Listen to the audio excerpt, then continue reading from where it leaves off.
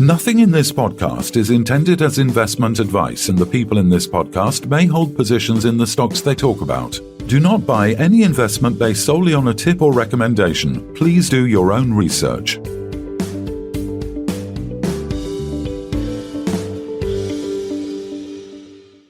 Hello and welcome to the Midweek Takeaway. Today we're joined by Callum Sommerton, CEO of Chilled Brands, and Trevor Taylor, COO. Welcome back, Callum, and welcome, Trevor. How's life treating you both?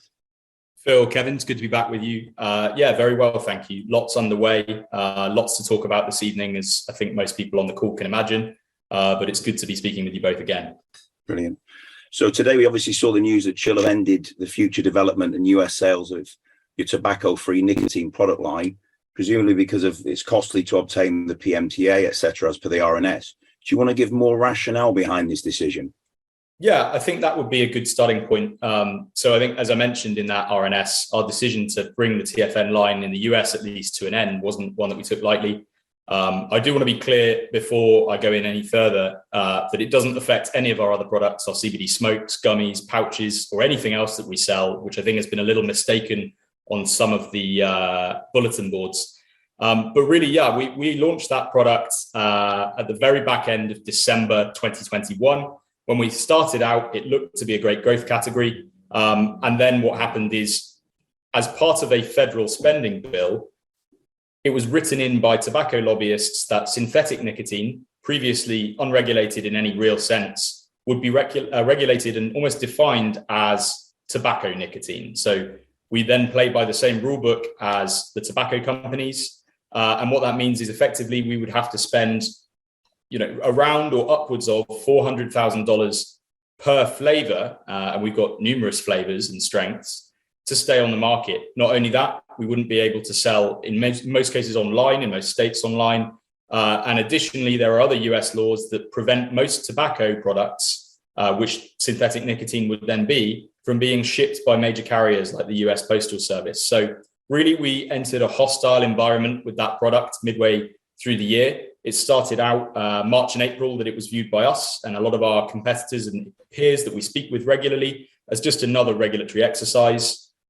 We planned on staying on the market. We worked through all of those issues. We filed our initial PMTA applications at pretty much no cost, certainly less than $20,000.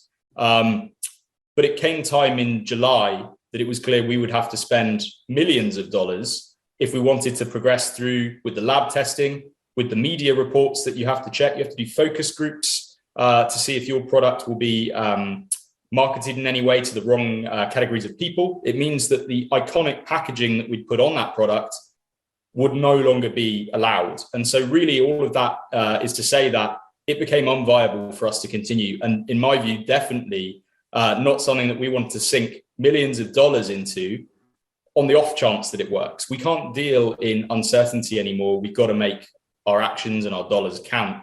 I don't believe in any way that pursuing TFN at great cost would have been the way to do that. Okay, very good. So let's look at a little bit about the past before we look at the future. So Trevor, I'm going to come to you. Can you give us an idea of, I was thinking about this during the day myself, and we've sort of gone from zero to hero and then hero back to zero. And I've been on that roller coaster as well, I have to say. I'm laughing about it now, maybe not laughing all the way through, but, here we are. Can you give us an idea of what happened over the last period of time to be in the position that we're in now? Sure. There's a handful of things that obviously didn't go the way that we were hoping. And we're terribly sorry for that happening to our shareholders and our team and everybody that's been involved in the program. Really, probably the biggest thing that we miscalculated, frankly, was how we dealt with the pandemic and the way we approached it. And internally, we had a going kind of mantra that we just need to stay on course and it'll eventually correct soon. And, 2.5 years later, it clearly didn't correct as quick as we were hoping. And the second part of that, which is a caveat to it, is we didn't fully calculate just how much of an impact that would have on own internal supply chain, and then how that played itself out in the course of the rest of the suppliers and the distributors that we were working with. And so, frankly, we made a bet that it was going to go away quickly, and we stayed in gear to gear up and be ready to pounce. And it just didn't happen the way we were hoping. Fortunately, we've been able to make some pretty good changes and kind of restructure, and it's been very refreshing with Callum at the lead to kind of guide us in that new direction. Okay, so how do you see the positives now? I mean, again, I was thinking about the situation today, and I mean, I've been a shareholder since Highland National Resource days, and then it became Zoetic, or Zoetech, as I used to call it, I think, and now Chillbrands. And effectively we've dreamed the whole way through of, that it was going to be a CBD play, it was going to be a smoking cessation play.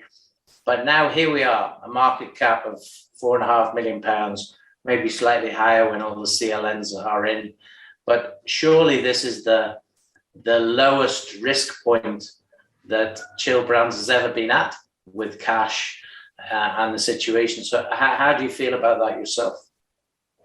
I would agree with that. I mean, we obviously, from the investor side, they haven't been able to see, the benefits of some of the struggles that we've gone through, but internally, we've learned a lot from it. We've been able to maintain relationships through the distribution channels through this whole pandemic season. And, what we're really excited for now is, now that we've deleveraged a lot of the uncertainty and definitely learned a lot in the process, we feel like we're in a better position now to better capitalize on opportunities as we move forward. And again, just having Callum fully involved in the system has been very instrumental in what we're doing now. Just having an extra set of eyes on everything that's going on, and just bringing that, just a higher level thought process and how the UK investor base would be looking at things, and just keeping us on track. It's been very refreshing. Okay, good. Okay, so we come back to you, Callum. What is ahead for Chillbrands? Yeah, you've come on board. Obviously, you've managed to raise X million pounds, so someone believes in you. So, where do we go from here? Yeah, I mean, I won't quite to begin with set out what this master vision is. I'll get onto that. I just want to give some clear and dry points of what we're actually doing in the business right now that's tangible. And while not everything has been announced yet, not everything is announceable, I don't want to get ahead of ourselves, announce prematurely, and then under-deliver, because that's the last thing we need right now. But there's been an enormous amount of work behind the scenes to transform the business, how it operates, and not all of it is visible yet. But with that said, what's happened since our fundraise? Well, number one, get through the door and have started reducing costs. To date, we're on course to trim over $500,000 from our annual budget, and that process is ongoing. It's never going to end. We're always going to be cost cutting. As I said before, it's a catchphrase, it's a cliche, but we have to turn the dollars spent into dollars earned. And if we don't do that, then we're wasting dollars.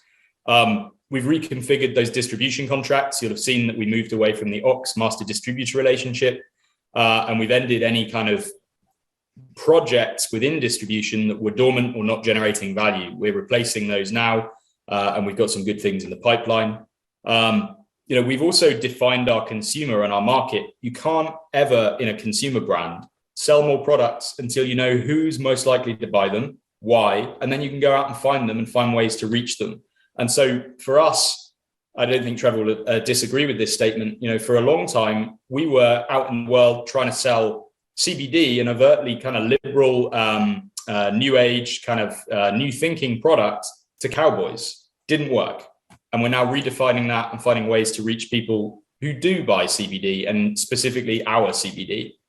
On top of that, we've had the TFN stuff, but we've also been looking at product flaws. What's wrong with our product lines, if anything at all? Actually, we've had really encouraging reports there. Pouches are very popular.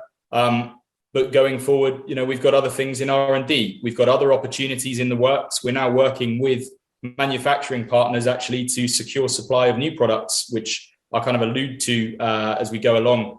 But yeah, that's exactly where we are. We're creating products and refining our products that exist and pitching them to consumers that are not rodeo or country sports, but they're at music events, they're in bars, they're in the places where people who want to chill actually are. There's nothing chill about riding a bull, let me tell you.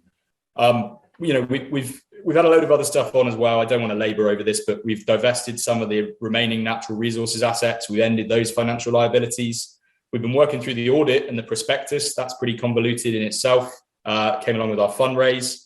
And what I have banged on about a lot is that we're redesigning our website. So chill.com is getting ready for a new category of consumer. We're preparing for the marketplace. We've got partners ready to onboard into that. We're redesigning and redeveloping the corporate website, because when we want to attract new investment into this thing, which we do, they've got to go somewhere that looks professional and is the real deal.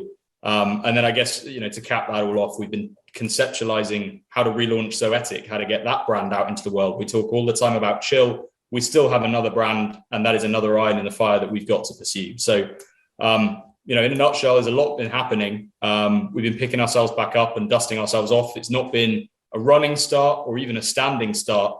But we're there, we're making progress. All of this is happening. Not all of it is announceable yet, but clarity will come the very minute that I'm able to put it out there into the world. Okay, so there has been a few queries, and people have asked me a few questions, and I've been obviously noting them myself. In terms of costs against revenues, in terms of being able to have this company at least breaking even, when do you foresee? Is this going to happen soon? Is this going to happen a time in the future? I know it's difficult for you to say, but we're looking for answers. Yeah, of course. Obviously relevant to that is the cost cutting that I referred to. You'll see more of that when our annual report and our accounts come out shortly. How long is that going to take? Well, it really depends how well we can execute on sales of existing and new products. We've got every faith that our existing products in the right distribution channels, with the right stores, with the right nurturing, and with the right resources, that's not just money, that's time and effort and knowledge as well, are going to perform.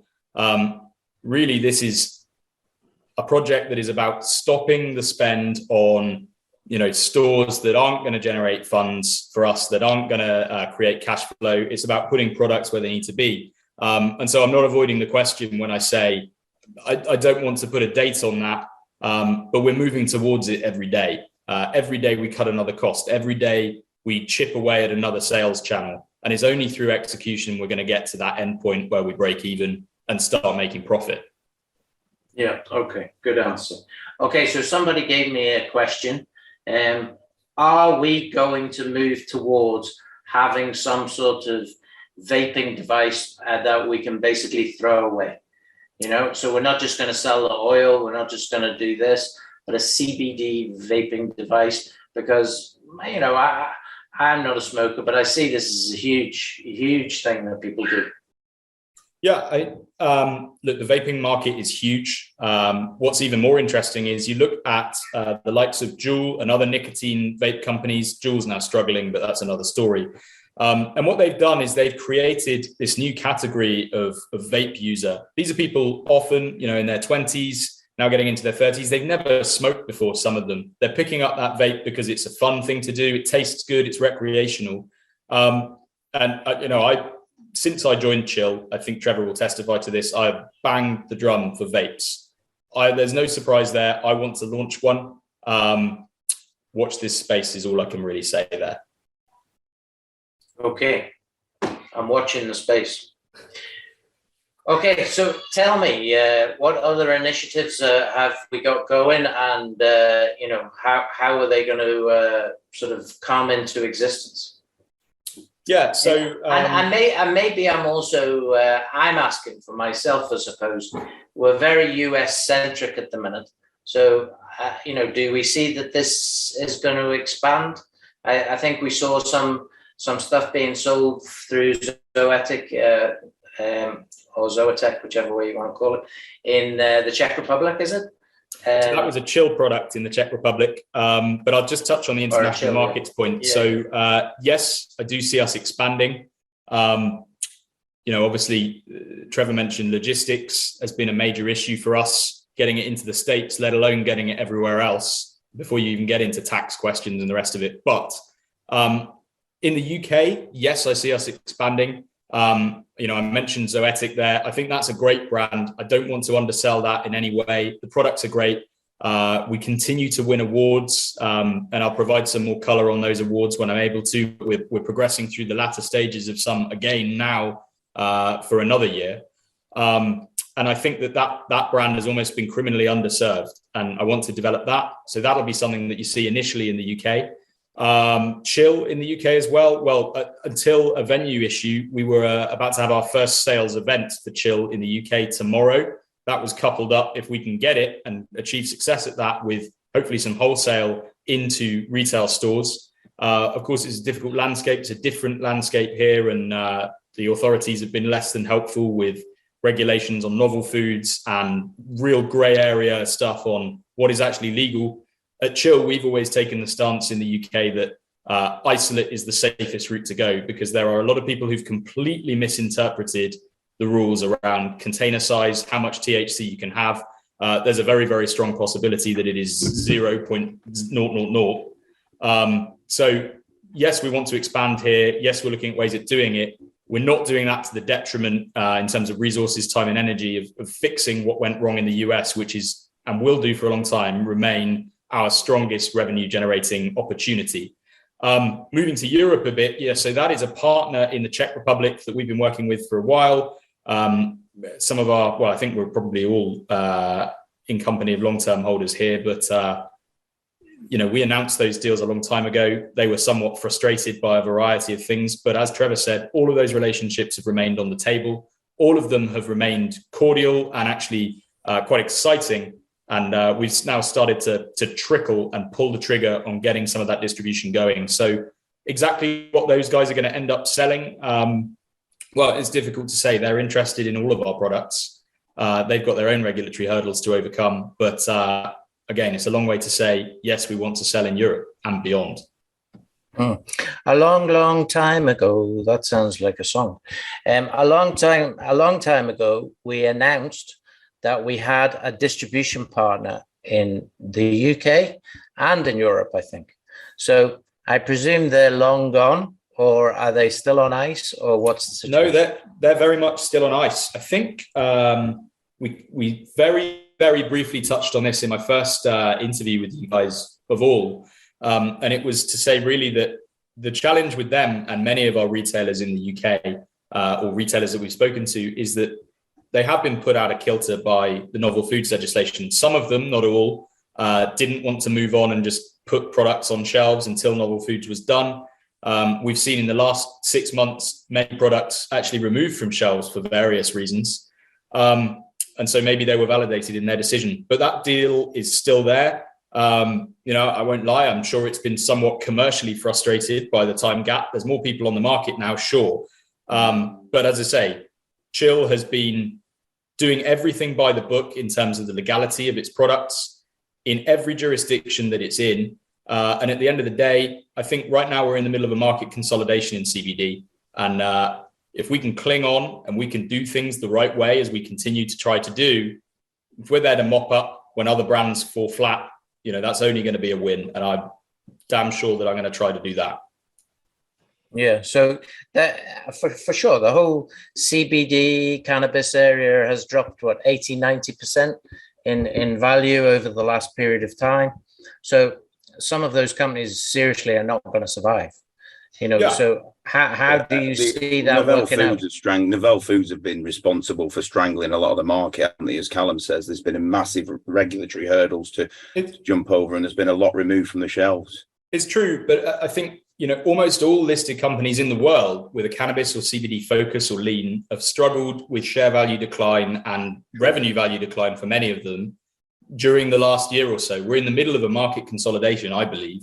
Once that freeze starts to fall, I want Chill to be there on the other side, as I say, to mop up. But you look at some of the others in cannabis, not CBD, So Charlotte's Web have done both, biggest CBD company in the world, some might say, gone from $21 in 2020 down to something like 58 cents today. Canopy Growth, which owns Martha Stewart CBD, or it did, and the Whistle devices, they've gone from 54 Canadian dollars in 2021 down to, like sort of $3 or so today. Cannabis ETFs are down 70 or 80% this year. That's not an encouraging sign for the investor, sure. And Chill's, fall has been dramatic. It's been devastating, and huge mistakes have been made along the way. But I think it's clear that it's a macro issue, not just a Chill micro. When we were at our highs, sure, that was not underpinned by fundamentals either. That was a symptom of rhetoric coming from the company, for good or ill. It was a symptom of things that were being said out there in the world, but it was also the cannabis bull market. We've got to be there for the next bull market. Yeah, absolutely. So the scenario then is, I think most of the people in here are existing investors. Why, if you're not an existing investor, would you invest in Chill today? So I think the biggest challenge that faces any CBD company is not regulation or taxes or competition or social stigma. It's being unable to say to consumers who you are, what you do, and give them something to connect with it and a reason to buy your products. It's definitely not enough, and we know this from lived experience, to say, buy CBD, it might be good for you. It's not enough to say, buy it because it helps keep you balanced. What does that mean? It doesn't really mean anything. It's marketing puff. We and our competitors, if they want to succeed, have got to do more than that. People don't buy products for the sake of it, definitely not cannabis products. And our task at Chill is to create a community that encourages people to chill. It's to suggest lightly within the rules that our products are the ones that will enable them to unwind and to chill. And we can build media around that. It takes time to build a brand, it takes time to create and sell products that pick up steam. But with a brand like Chill, and it is all about the brand, we can do it. With a domain like chill.com, and I think some people might have seen out on the Twitterverse today, NFTs.com has just gone for $15 million. That is very encouraging, I would suggest, for our net asset value overall, because when you strip it all back, we've got brands that are good, we've got a domain that's good, and we have got products that are good. I don't think that there's a single person in our company today that doesn't use Chill products daily in some way or another. And that's the bottom line, is that we repeatedly hear from awards bodies and consumers and investors that the products are great and that they need to be out in the world more. So why should you buy Chill today? Well, it's exactly those things. The brand is great. The opportunity is high. I think you said, Kevin, the risk level now, it's an all or nothing. It's the risk has been and gone in the sense that, we're down here in the doldrums. We've been up at the top and we've got to fight to get back up there. We've got a plan to do that. I'm here to turn this thing around. Now there's speed bumps in the turning circle, but we've got to overcome them, get over it. And I think we can do that with our brand, with our products, and with the media that we're building. Okay, so you mentioned a very salient point there in terms of the chill.com. How are we progressing in terms of getting some sort of valuation or some sort of acknowledgement of what we think it's worth? And the second part of that question is, do you expect to announce in the next number of months ahead partnerships with that chill.com that are going to create revenue for Chill? Yeah. So take the first part of your question. In terms of the valuation, again, the process has not been as simple as kind of getting brokers to just appraise it. There are so many market conditions for them to, jump around on and to try to work out. The fact that other domains in a similar way are selling for very significant sums of money is really encouraging.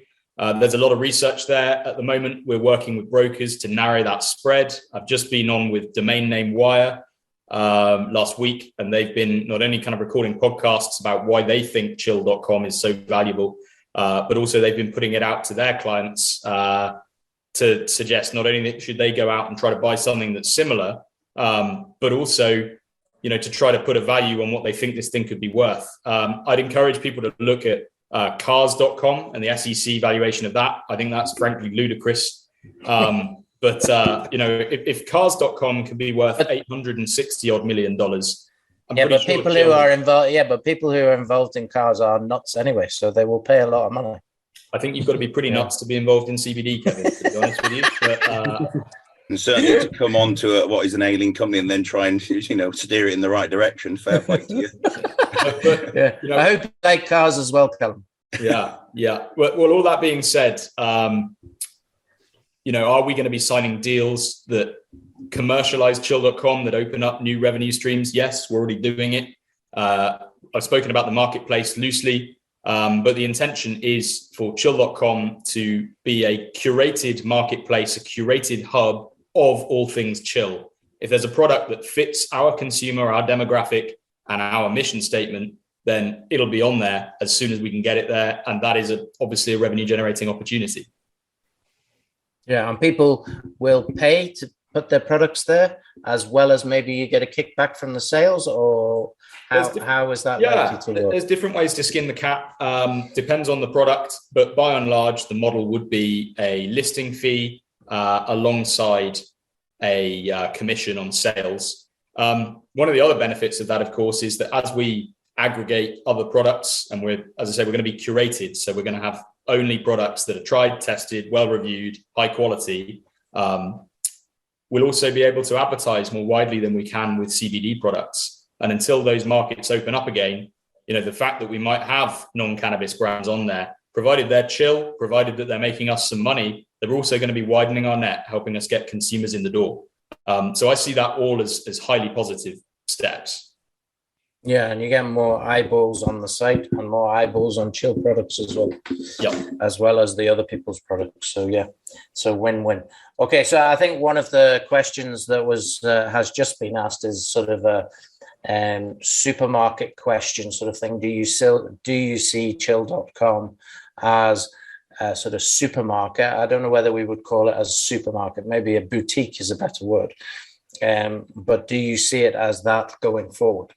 Yeah, I think you've characterized it right. I think we do see it as a boutique selection of those wider range of chill products. There's so many things that you could commercialize on chill. While we were looking at chill.com, another of the big brands out there was looking at it as well in Cause. They build their whole brand around the term made to chill. And there are just so many instances of chill out there in the world. It's so pervasive in the lives of our consumers, particularly as we define them. It's urban millennials, they're digital natives, they're not cowboys, they don't like guns or anything of that nature.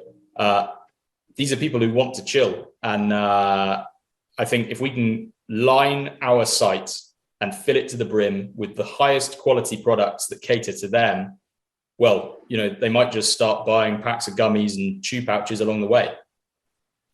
Yeah. There's another one coming that question is, what's the situation with Viridian?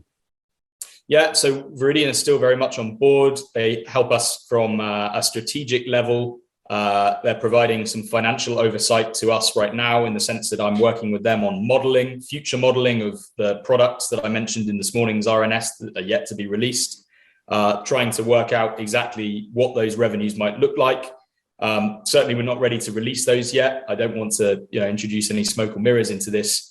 But at the end of the day, they are there. They're supportive, and more than anything else, going back to the conversation we discussed with the cannabis market more generally, they're experts in that. They're right at the forefront, watching these cannabis markets fall and expecting them to rise again.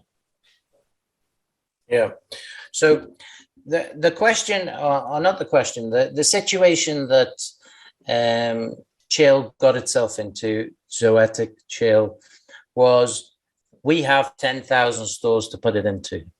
And on top of that, maybe we have another 75,000 stores to put it into, on top of this in terms of convenience stores. So where are we at with that situation? How many stores are we in? By focusing on the stores that are selling stuff, which is what you've been saying is happening, what has been happening? Yeah, so the caveat to what I'll say is that the way we were set up with our master distribution agreement separated us with so many layers between Chill and the actual end retailer that our data was just whack. It just didn't tell us enough of what we needed to know about that direct retail channel. So we're fixing that. We've obviously ended that agreement, and we're working now with more specialist distributors or going direct to store. Certainly we entered in excess of 2,500 convenience stores, gas stations, retail locations. Now, how many of those sell consistently? How many of them have a quality sell-through rate that is working year in, year out, month in, month out, and getting consumers through the door? Well, that's a lower number. That's the 500 that I've coined before, or somewhere thereabouts. And it does vary depending on products. Some like our smoked better, some like the pouches. But where are we at now? Well, we're expanding in store count beyond just the convenience store environment. So we're now very heavily looking at other sales venues, including smoke shops, specifically vapor stores, not just for vapor products, might I add. We're looking at dispensaries, and we'll come on to that at some point in the future. You look at the dispensary environment, that is somewhere where consumers go to interact with a bud tender for them to be told what kind of product they should be using, what kind of product they might like to try. And so these are people who are already predisposed to trying new brands. And to have a Chill product sold in there that they can smoke on the way home and not get busted because they're high, I think that's a tremendously positive thing as well. So we're working there. We're looking at event spaces, bars. There are so many event spaces and bars and clubs that don't want to apply for a tobacco license and therefore can't commercialize their smoking area. Well, put it this way, rather than having people bum cigarettes in the smoking area, they can go to a little hatch, buy Chill cigarettes or Chill smokes that are not tobacco and therefore don't require a tobacco license. And there you have it. A bar or a club has commercialized their smoking area better than they perhaps ever have before. So we are working on new sales venues. We're working with our existing sales venues to improve. We have the smoker-friendly trade show coming up in the very near future, where we will be pitching to more of their buyers on new and existing product categories. And really, it's about a recalibration of Chill and how we work with these people, because in the past, wasn't the company dealing with the retailers and the secondary distributors. It was us dealing with Ox, dealing with someone just below them. And that had to improve, and it has. Okay, so it wasn't even at arm's length. It was at truck length or something further in terms of the relationship. Yeah, absolutely. Okay, so a straight question here. Is smoker-friendly working? So in other words, in the smoker-friendly shops that we're in, is it working? Yes and no. In general. It depends on the venue. Smoker-friendly, I've said this before, I think, but smoker-friendly is not the kind of genteel old tobacconists that perhaps we think of it as in the UK. It's a very rough and ready location. And there are very, very varied retail stores in the smoker-friendly franchise. So some of them are drive-throughs. We can't hope to win in a drive-through unless somebody knows our brand well enough. That's a late stage expansion, because people go through that little cubicle drive-through and order the same brand that they've purchased all their life. They're never going to say to that window attendant, yeah, hey, what have you got new in the CBD category? That's just not going to happen. So we've got to be realistic that within these chains, not all stores are going to be the right fit for us. On a wider level, sure, Smoker Friendly has been one of our best partners. They're certainly interested in widening, again, the Chill net, putting us into new stores, and also helping us to get really granular with the data on sell-through, on sales, to determine ultimately, where Chill should be and how it can perform best. It's an ongoing process. I can't turn around and say today that, yes, we've suddenly had an avalanche of sales from Smoker Friendly. It's ticking along, but they're working with us to improve it, and we're focused on improving it. Yeah, what about the, I think it was the women's football, is it, that you're involved in, or the men's football? I'm not Mazel. sure. Mazel, yes. Yeah, hopefully you sponsored the England women's team. Yeah, that would have been the smart bet. 3 lions on my chest. Yeah, that would have been good. Unfortunately, that wasn't the decision we made. Mazel has been ultimately an interesting project for us. It was great for brand awareness. I don't necessarily think that it was hugely accretive in terms of sales revenues and generating those. And part of that is, again, going back to our targeting. Our targeting was wrong. We didn't know who we were speaking to, who we were targeting those products at. And for the most part, people watching indoor soccer league in the States weren't necessarily all that interested in purchasing a chew pouch. So our targeting is getting better. They have been good brand awareness partners, but they haven't either moved the needle on sales revenue and generation of new sales. So we'll be revisiting, what we spend on sporting partnerships, and actually how we deploy our capital to get customers in the door and get them actually buying. Are we talking things like surfing and stuff like this that could actually help? But very much so. Surfing, music, festivals, places to chill. Yeah. There's one that comes in sort of more on the festival theme, I guess.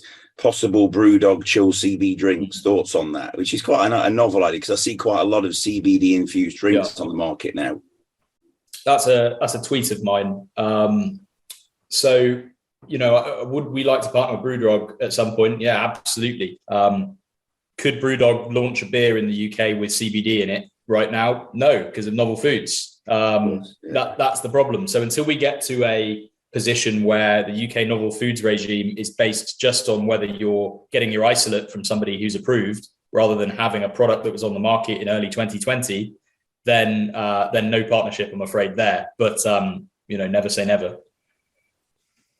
Okay, so going back to yourself, Trevor, give us your view as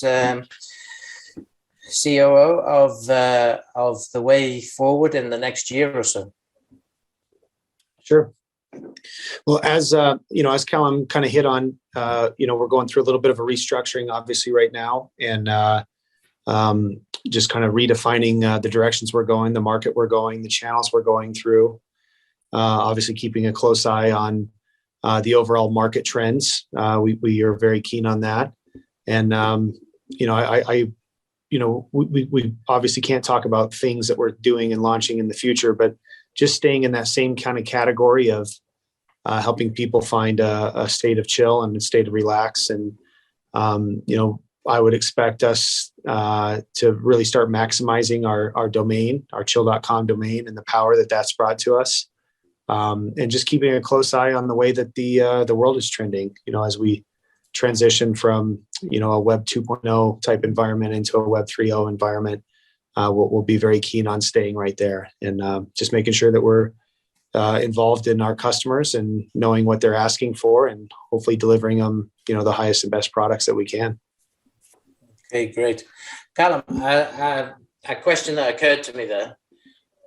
Can you see the progressive numbers of people visiting chill.com increasing? Yeah, it's gone up month on month since we turned on chill.com. What I hope and believe is that those numbers are going to start to get even better, and will start to pick up speed when we relaunch the new and improved and redesigned chill.com. I think, we've used this analogy before, but what we've got is the equivalent of putting a caravan on the Mayfair square of the Monopoly board. And we're fixing that. But chill.com has had increased users every month. The revenues got up. They're relatively stable now where they are, and you'll see that again in the annual reports. We want to onboard the UK almost immediately as soon as that redesign is done to chill.com. Doesn't make sense to operate two different sites. But yeah, that website has, without a huge amount of investment in SEO or in any other activity that would otherwise attract users to Chill, it's been performing. Okay, great. So guys, any more questions that we can put to Callum or to Trevor? Anybody got any more questions before we wrap it up and give them the chance to sort There's of. one just come in there, which one was asking when we can expect a full business update. But I guess we just wait for the either the half year or the full yearly financials for a proper in-depth business update, right? Yeah, you'll get the full. You'll get the full accounts for the year. That'll be to the end of March 2022. Sorry. Alongside that, there are going to be a trickle of news flow items that come, as I say, as soon as they're available to announce and ready to announce, we will announce them. And so I think it would be disingenuous of me to say that we're going to give a business update that is just a snapshot in time that's totally accurate of where we're going. I'd expect both obviously the annual report to give you a lot more color and also a more fulsome update alongside our AGM, which will be roughly 30 days a month after that. Would it be safe to say that you're excited about the news flow to come in terms of the frequency of updates? Absolutely. Perfect. And obviously, you're not going to tell any of the shareholders about any of this. Oh, of course not. No, no. This is news that will, as I say, be released when it's ready and not before. Again, I don't want to overpromise and underdeliver. I also don't want to get into a situation where we're taking a bet and saying that something's a done deal and then something's sliding, because again, that is only going to decimate us even further. So the news will flow when it's ready to flow, but rest assured, a lot is happening. And each of those items are going to chip away at the bigger picture. Yeah, and I think if we agree in the group afterwards, guys, so it'd be good if you can comment what you thought of this whole process. Then I think, every couple of months, every 8 weeks, 12 weeks, whatever, we can do something like this, and Callum can come on and Trevor and give you guys an overview, because we don't want to be mushrooms anymore, guys. I'm saying to both Callum and Trevor here, we've been kept in the dark for too long. As shareholders, we don't want this. We want to, mushrooms get picked in the end, and, that's what's happened ultimately. So from my perspective, I was banging on for a long time saying we need more and more information, but it is going to come. And I'm glad that you've decided that that's what's going to happen. Very good. Thank you. Thank you for your time, Kevin. No problem. So any more questions, guys? I think I saw one about CBD pouches in the UK come through. Sorry to... Go for it. Well, I think we'd love to launch CBD pouches in the UK, bluntly, but again, that is a huge grey area on novel foods. You're not eating it, sure, so it's not a food, but is it ingestible? And chewing gum is another of those grey areas. So we'd love to do it. We'd also need to make sure before we do that, and we continue to research this, whether there is a true product market fit. It's great to launch these things, and it's certainly nice for investors to see our products out on the streets in the UK, or on the site, at least in the UK. But if there's not going to be a significant buy-in from the consumer that's going to make it financially worthwhile, I don't think we would commit to bringing it over as a token. But yeah, certainly, if the novel foods issue panned out the right way, and if we could prove to ourselves that the market was there and ripe for the taking, then of course those pouches would be in the UK. Yeah. Okay, so my recap, and you can agree or disagree, is basically we're looking at chill.com or chill brands, and basically I think we're worth at least what the market cap is now, maybe slightly less, maybe slightly more if you want to be conservative or more optimistic. And we've got a business that has the opportunity now to grow. And what I hear from you, not just in this interview, but in previous interviews, is that you're being very careful, is one word, but actually laser-like features on how you spend this money to make sure that you get dollars back in return for it, and hopefully in time, pounds as well as dollars. So yeah, I feel this is the least risky time I've actually had with this particular stock.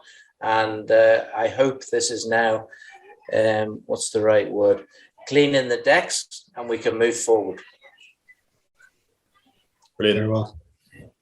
Thanks all for your time. Appreciate you taking some time on a Wednesday evening to hear us out and listen to Chill.